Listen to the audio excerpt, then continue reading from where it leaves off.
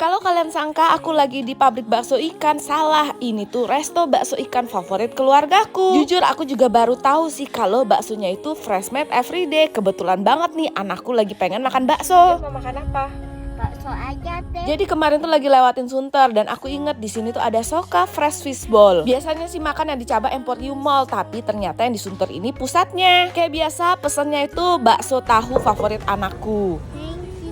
Satu porsi ini isiannya komplit, gak cuma bakso ikan, ada bakso tahu juga, ada fuken, fish cake, dan kuah sup dengan seaweed. Baksonya super kenyal dan anakku tuh doyan banget dari dulu. Nah kalau aku sih doyannya nih sup asam pedesnya ini. Isiannya tuh fish cake, ikan kakap file, lalu ada baksonya juga. Wah ini sih seger banget, bikin ketagihan. Alasan selalu balik ke sini tuh semua masakannya tuh gak ada amis-amisnya, bikin anak doyan makan ikan. Terus lihat di sebelahnya tuh ada jual air kelapa Thailand gitu, namanya All Coco. Unik deh, air kelapanya itu teroksidasi jadi warnanya pink, soalnya kandungan enzimnya tinggi, jadi bagus buat tubuh.